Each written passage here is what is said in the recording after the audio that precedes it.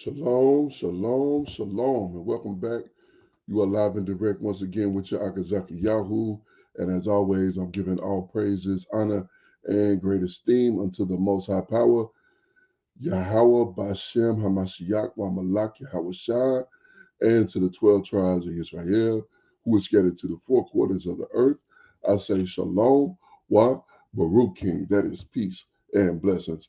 And I cannot wait to the day when the Most High brings us back together and we are once again 12 tribes, one family, one nation under the Most High power, under one covenant, back in our own land with a heart of flesh and no more a heart of stone, with our enemies, our adversaries, and all those who hate us under our feet. All praises to the Almighty Yah. Hallelujah. Yes, indeed. We are back with another video review. And as you can see, the logo, Yisrael forever. All praises unto the Most High. And as always, it's Yahweh or Yahuwah or Yahweh, however you choose to pronounce it, forever. Forever and always. That's the best one in the paleo that I can find. All praises to the Most High. And we give him a hallelujah. That's praise you, Yah. Hallelujah. All right. So we are back again for another video review. And before we get directly to the video, we're going to show you just a little bit of information you may or may not be aware of. Hebrews.net. Hebrews with a Z.net. Hebrez.net. Streaming platform for our people, for the Israelites. So here's a little something that you may or may not know about Hebrews.net. An important aspect of getting your content without the censorship. All right, check it out, and let's get them built up. All praises to the Most High. We're going to jump to the first video we're going to stream. This comes to us from Black Stories Untold. This is 4 black stereotypes that are actually true, actually real. All right. As always, links in the description box, and be cognizant of that. But we're going to definitely get to it and get through it. Here we go. Every black stereotype in America explained.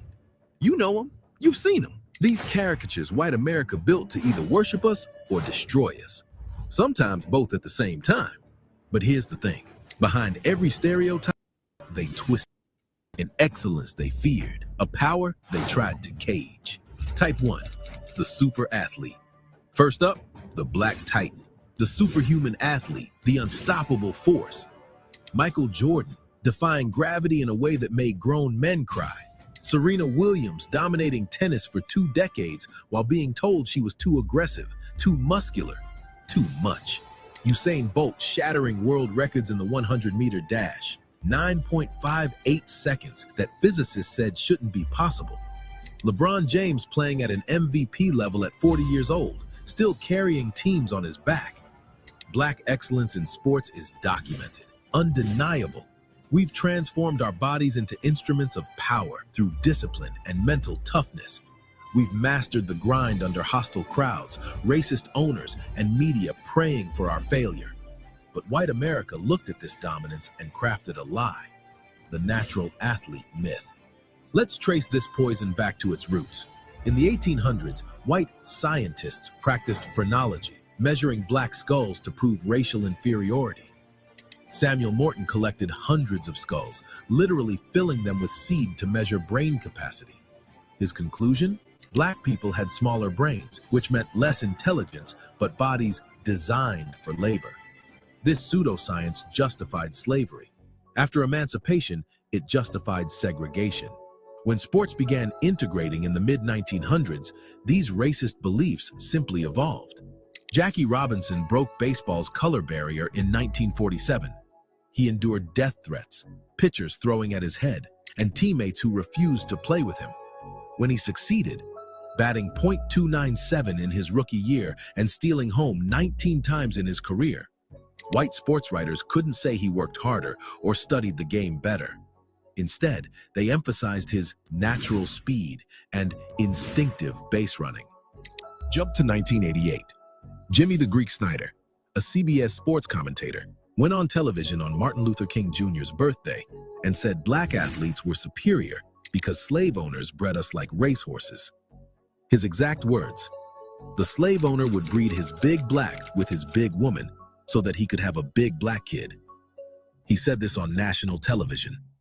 CBS fired him, but the damage revealed something deeper. This is what white America believed. They saw our athletic dominance and couldn't accept that we simply outworked everyone else. Then there's racial stacking, a term sociologists use to describe how black athletes get funneled into positions emphasizing physicality, while white players occupy thinking positions. In football, black athletes play running back, wide receiver, and defensive back. White players become quarterbacks, centers, and middle linebackers, the positions calling plays and reading defenses. A 2019 study in the Sociology of Sport journal analyzed 25 years of NFL data. It found that, even when controlling for performance metrics, white quarterbacks received preferential treatment in draft position, starting opportunities, and career longevity. The researchers called it positional segregation. But let's be clear, it's racism. Media coverage reinforces this. Researchers at the University of Missouri analyzed 3,000 televised NFL games. When commentators discussed white players, 62% of language emphasized intelligence, work ethic, and leadership. For black players, 78% of commentary focused on physical attributes: speed, strength, explosiveness, raw athleticism. This happens in 2025, on ESPN, on Fox Sports, everywhere. And when black athletes gain consciousness and speak out, white America reveals its true feelings. Colin Kaepernick took a knee in 2016 to protest police brutality. He consulted with Nate Boyer, a Green Beret and former NFL long snapper, who suggested kneeling as the most respectful form of protest. Kaepernick kneeled quietly during the anthem. He committed no crime. He hurt no one. The NFL blackballed him. He hasn't played since 2016, despite leading his team to the Super Bowl just 3 years earlier. The president called him a son of a bitch. White fans burned his jersey in parking lots. They said he disrespected the military, even though it was a veteran's idea. Muhammad Ali refused to fight in Vietnam in 1967, saying, "No Viet Cong ever called me nigger." The government stripped his heavyweight title. They banned him from boxing for 3.5 years, his athletic prime. They tried to imprison him for 5 years. He lost millions in earnings. His crime? Refusing to kill people who never oppressed him while his own country terrorized black citizens. The black titan is celebrated only when silent, only when useful, only when entertaining without challenging.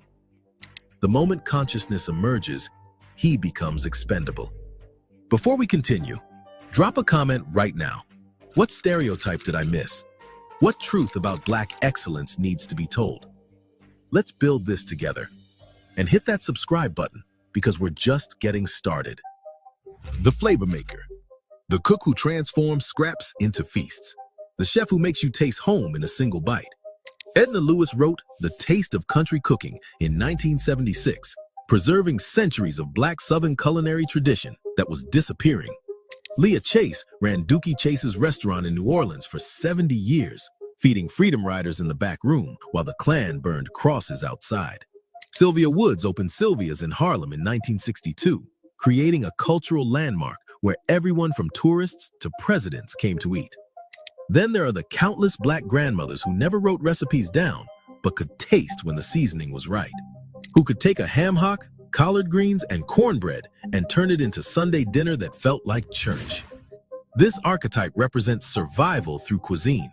During slavery, enslaved Africans received the worst cuts: intestines, feet, ears, tails, organ meats white people discarded.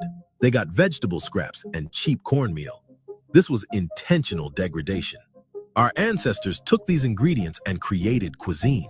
They slow-cooked chitlins until tender. They seasoned and fried chicken. They braised collard greens with pot liquor. They made cornbread, black-eyed peas, sweet potato pie. They preserved West African culinary traditions: okra, yams, rice cultivation techniques, and adapted them to American ingredients. Food became resistance, survival, culture on a plate. But in the late 1800s, as Black people gained freedom and began building economic independence, white America weaponized our food against us. Fried chicken and watermelon became minstrel props. Postcards from the 1900s to 1930s depicted Black people as buffoons, gorging on chicken and watermelon, eyes bulging, grease dripping. These images appeared in advertisements, cartoons, and popular media. The message? Black people are primitive, gluttonous, childlike, uncivilized. Why these foods specifically? Because they were affordable and accessible to freed Black people building new lives. Chickens were cheap to raise. Watermelons grew easily in the South. Seeing Black people experience joy, something as simple as enjoying food, threatened white supremacy. So they turned that joy into mockery. This violence continues today through appropriation and systemic food apartheid. Major restaurant chains built empires on soul food while erasing its origins. KFC, Popeyes, Chick-fil-A, billion-dollar corporations selling fried chicken developed by Black cooks. Meanwhile, Black chefs remain largely invisible in fine dining. When white chefs discover collard greens or cornbread, food critics call it innovative. They win James Beard Awards.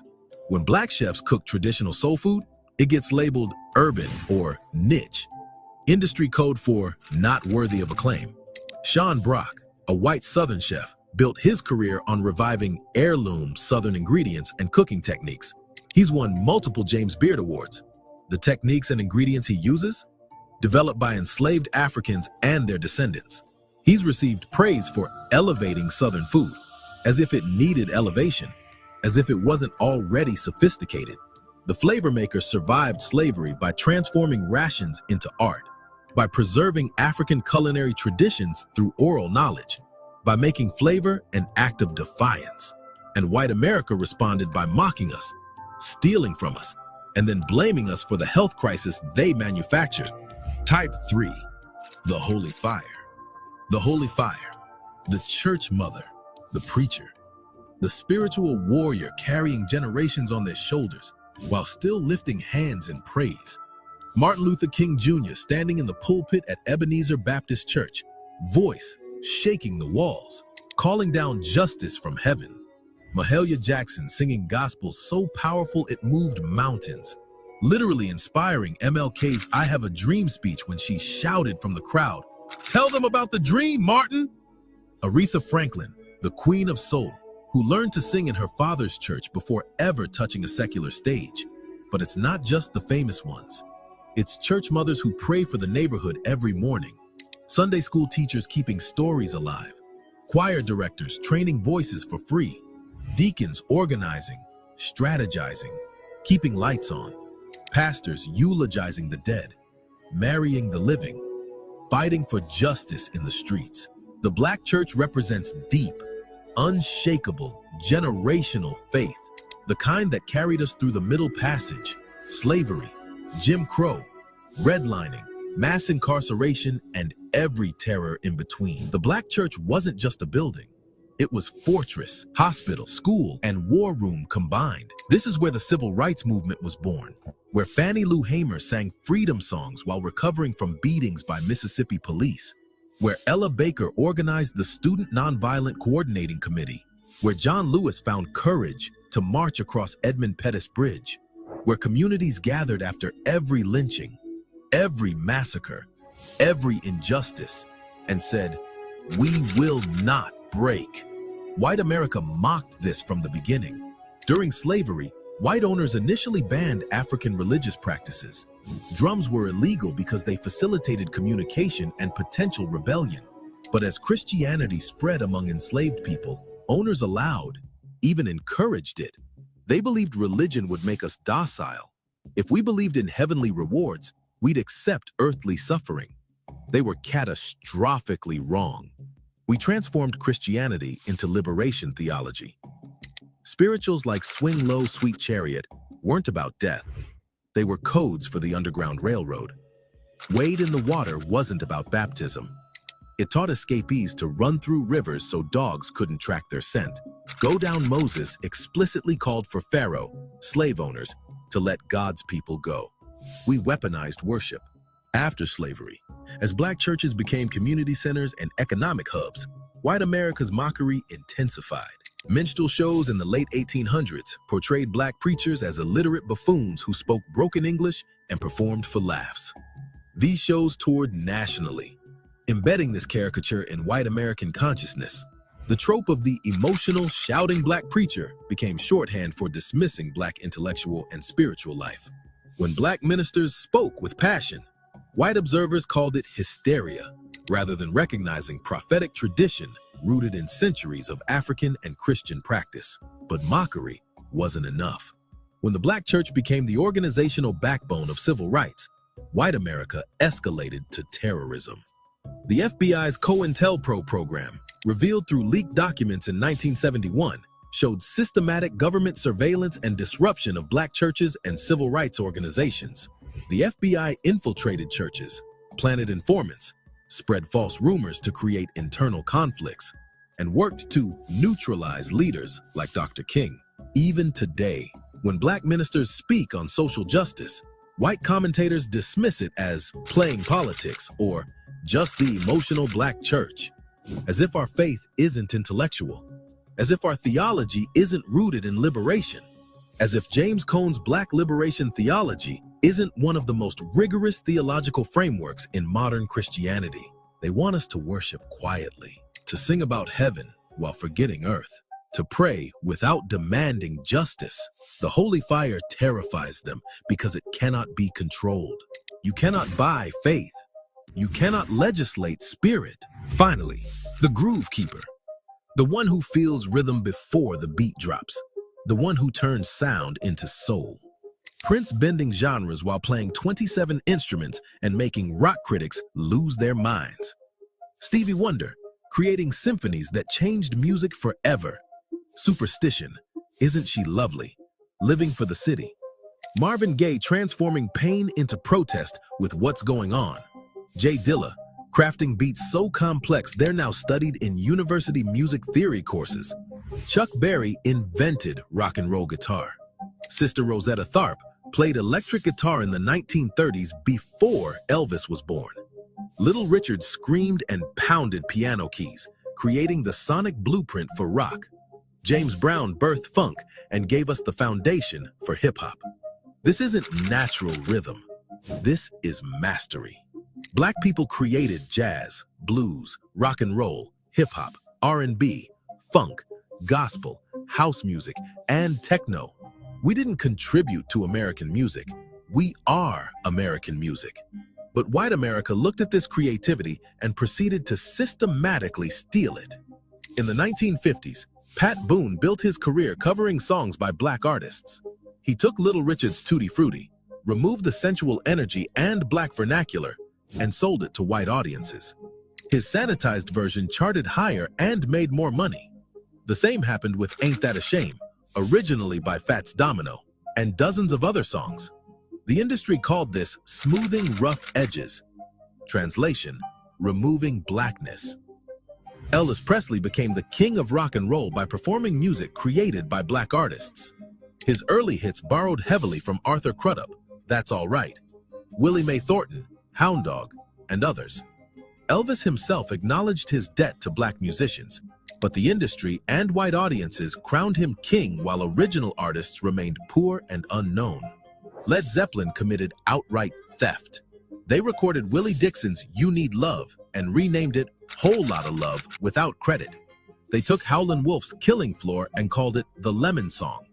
They lifted from Muddy Waters, Bukka White, and others. When sued, they settled quietly and kept the millions they'd made. The pattern continues today. In hip-hop, white artists received disproportionate recognition. Macklemore won Best Rap Album at the 2014 Grammys over Kendrick Lamar's Good Kid, Mad City, an album critics and fans considered a masterpiece. Macklemore himself texted Kendrick saying he was rocked, but the industry's message was clear. The safe, white version of rap gets rewarded. The Grammys gave Adele Album of the Year in 2017 over Beyoncé's Lemonade, a visual album exploring Black womanhood, infidelity, Southern roots, police brutality, and generational trauma. Adele said in her acceptance speech that Beyoncé deserved it, but the Recording Academy chose the white artist anyway. The power of the groove keeper extends beyond entertainment.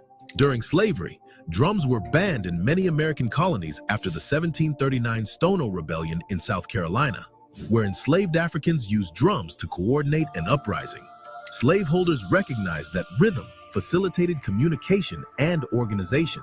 We responded by putting the beat in our feet, our claps, our voices. We created new forms, field hollers, work songs, ring shouts. You cannot silence rhythm when it lives in the body. The Black Titan, the flavor maker, the holy fire, the groove keeper. 4 archetypes rooted in our excellence. 4 truths they twisted into weapons. 4 powers they tried to control, mock, steal, and silence. Every time they tried to diminish us, we transformed their weapons into armor. Every time they tried to silence us, we found new frequencies. Every time they tried to starve us, we created feasts. Every time they tried to kill our faith, we resurrected it stronger. We are infinite. Let's continue this conversation and subscribe to Black Stories Untold.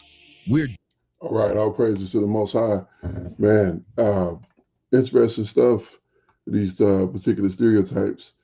I was very compelled by the one that dealt with the, by a few of them actually, by the one that dealt with the athletes, how they don't deal with the quarterback as they should, and how they try to relegate the athlete to just somehow we're just naturally better, basically, because we're naturally made for it. And if you watch that movie 42, they make reference to that as well. So never is it we work harder or we do more, which we have to work twice as hard to be better than to get a position, a relative position. And man, it was so much good stuff in this video. Definitely gonna have to run this one back for the sake of time. I'm gonna stop. I'm gonna not stop there, but I'm gonna wrap this up. What Jackie Robinson did was virtually amazing. Breaking into that league integrations. I kind of hate we integrated, truthfully, and mainly because they said in that movie 42 that they wanted it because the guy wanted it because he wanted the money, he wanted the black dollars, and we should have kept our dollars separated from them.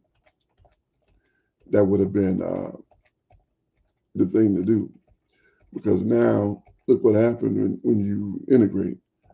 Now you take yours and they take our money and think nothing of it.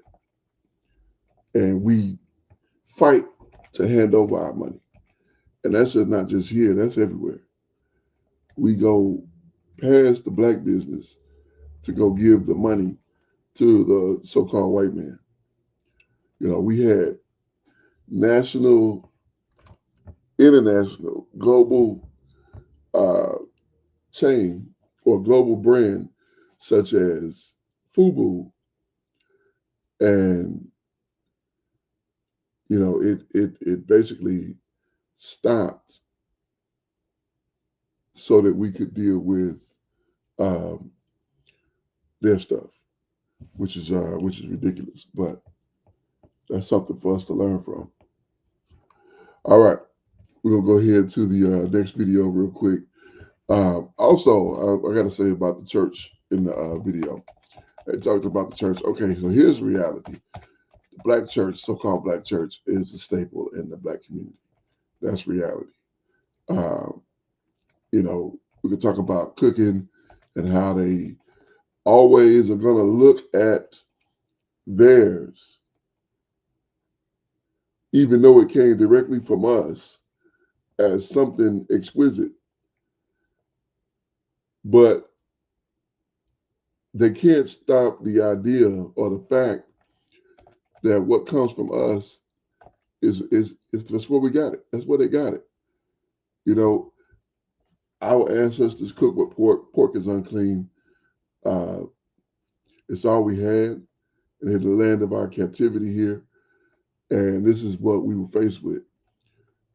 Um, Sad to say, the scriptures say the children of Israel will eat defiled bread in all the lands wherein we have been scattered.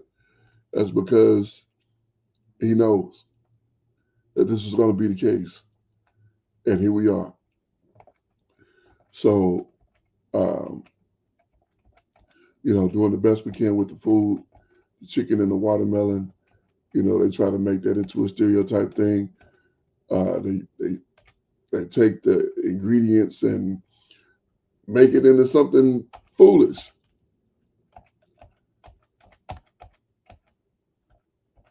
And this is the reality that we deal with. Singing in the churches, dealing with the church. The church, like I said, was a pillar in the Black community. I grew up in the church, but the church, that's all we had at that time. We didn't know that the church was based on a lie. Once we found out the church was based on a lie, guess what? The doors of the church swing both ways. It opens in and it opens out. And we went out of the church. So these things should not be the staple or the reality of the so-called Black community. We got to focus on what's good for our people. And what's good for our people is the truth. As it pertains to all of these things, we did it all. There will be no innovation without our people because we have the ability to do all of it because the Most High have endowed us the ability to do all of it. We think different. We function different. We act different. We roll different. Everything about us is different. So that's why we give praise, honor, and esteem unto the Most High. At every opportunity, they're going to give them everything that they can. That's the way it works. They're going to give them all that they can. Nevertheless, we're still the foundation of it all. All right, let's get to the next video. Black Jews. I don't like that word Jews, as you know. Black Yahudim or Black Yahawadi. The smoking gun connecting the Inquisition and the transatlantic slave trade. This is the proof. Comes to us from our good brother, Dante Fortson. All right, as always, links are in the description. Enjoy the video. Here we go. High mortality. The conditions on the island were brutal, with high rates of malaria and poor living conditions. One report from the time noted that within a year, only 600 of the approximately 2,000 children originally sent to Sao Tome were still alive. So we'll read some of this. Well, I'll just read this real quick because parts of it going to play into a part, but most of it won't. While many Jews were forced into labor, other converted Jews known as New Christians played different roles in the sugar industry in Portuguese territories. Traders and refiners. After being expelled, many Jewish families settled in the Netherlands and became merchants involved in the sugar trade from Brazil. Plantation owners. When the Dutch temporarily seized control of parts of Brazil, they offered religious tolerance. This led many Portuguese Jews and New Christians to settle there and become prominent figures in the sugar trade, including owning plantations worked by enslaved African people. Forced contribution to colonization. The sugarcane culture was introduced to Brazil by exiled Jews and New Christians. So the sugarcane culture was introduced to Brazil by exiled Jews and New Christians. Interesting that this sugar keeps coming up. Historian Ralph G. Bennett notes that by starting farms and plantations, they contributed to the economy of the Portuguese territory. All right, so I ask, is there any historical evidence of European slaves working on sugar plantations in Brazil?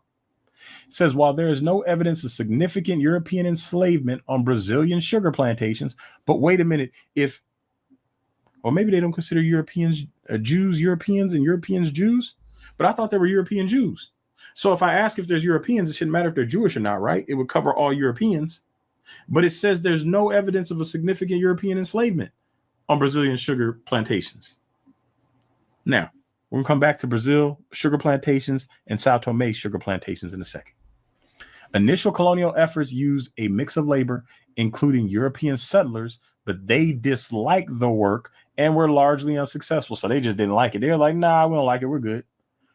The labor force quickly became dominated by enslaved Africans, with some indigenous people who also enslaved, as Europeans were unwilling to perform the harsh labor and indigenous populations resisted.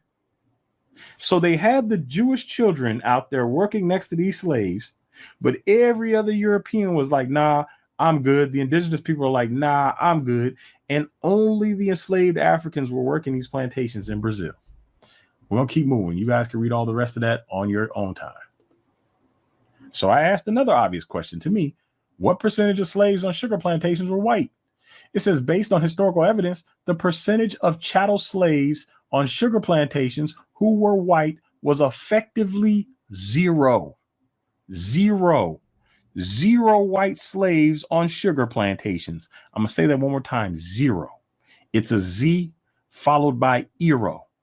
Zero white slaves on sugar plantations. But let's keep reading.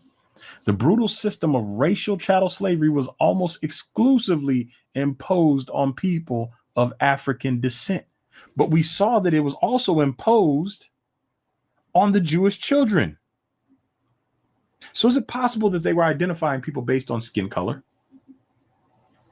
Because remember, we're expected to believe that these Sephardic Jews are white. We're expected to believe that they were dropped on the coast of Africa, and we're expected to believe they became slaves working right alongside black people. It says, while some Europeans were forced into various forms of servitude, this system was fundamentally different from being the lifelong hereditary slavery of Africans on sugar plantations. So wait a minute. Lifelong slavery.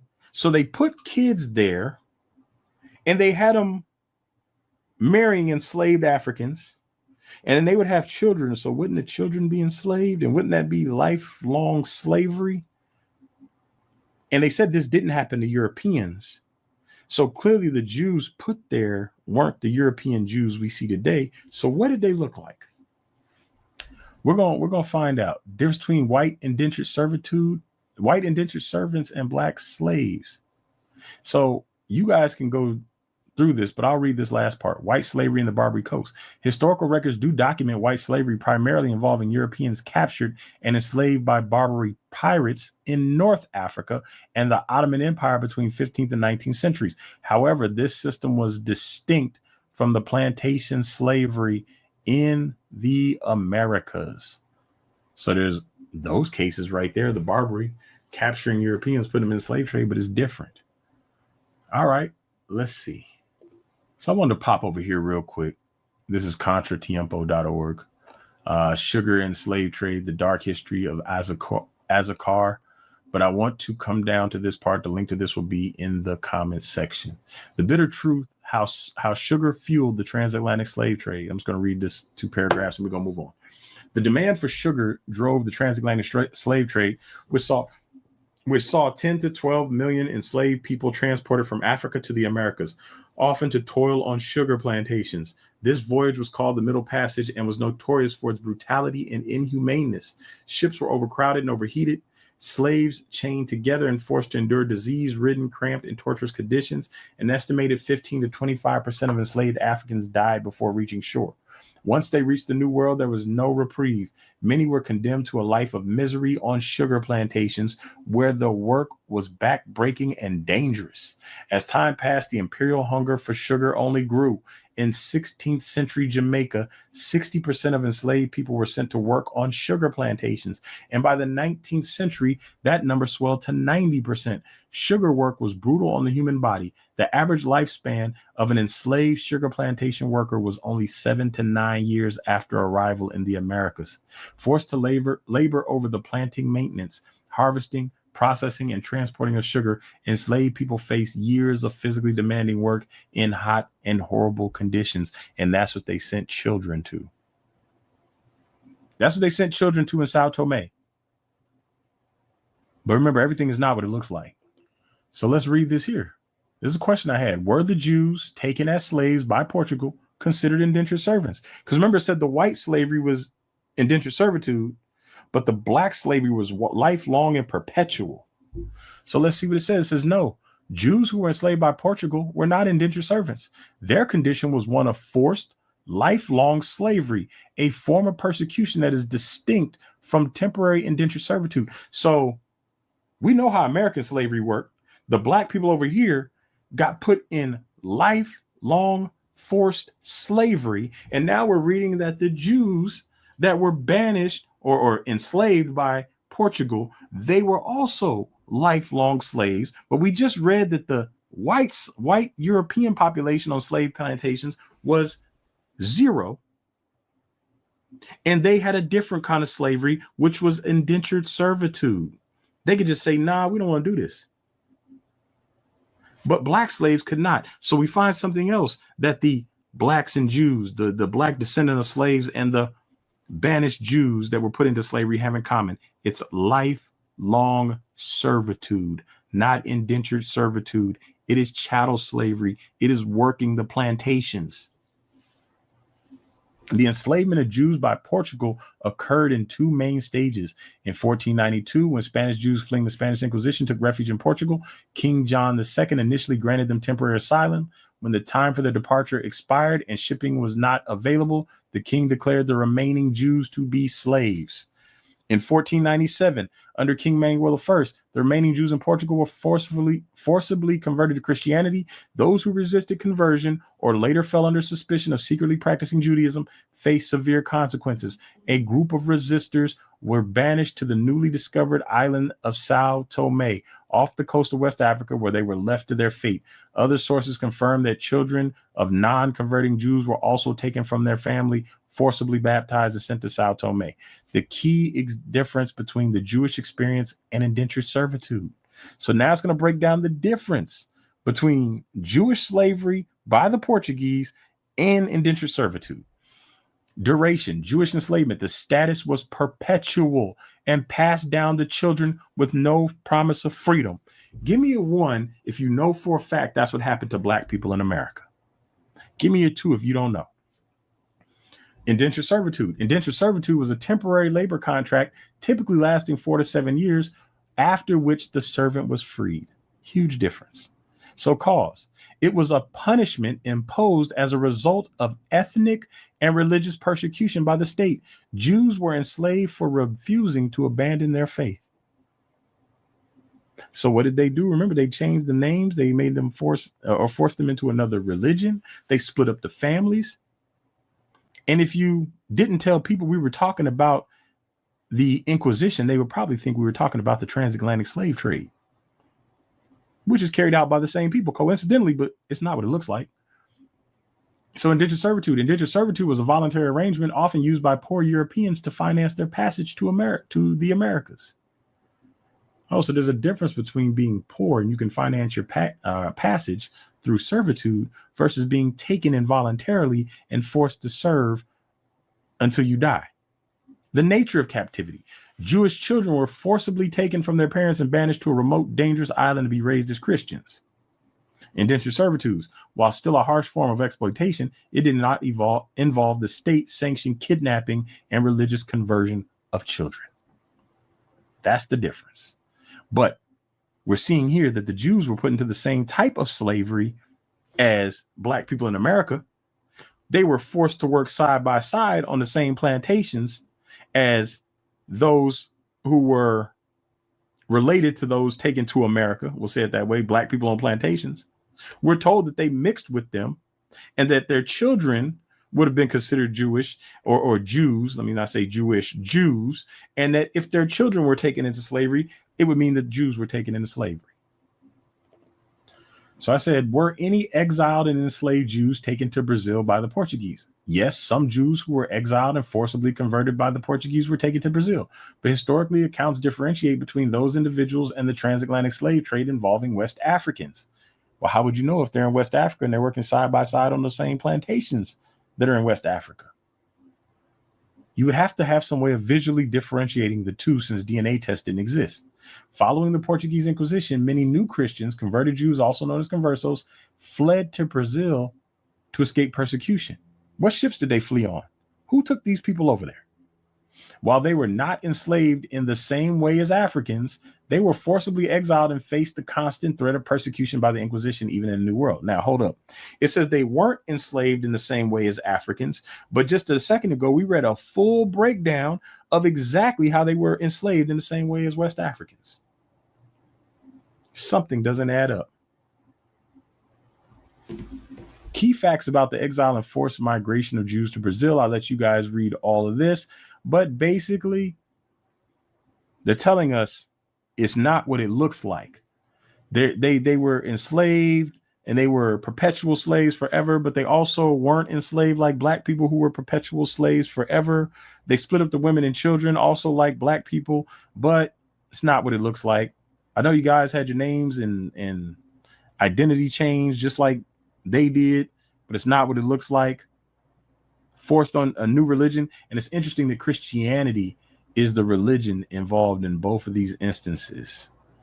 In the transatlantic slave trade and in the Inquisition, people being forced to convert to Christianity, but it's not what it looks like.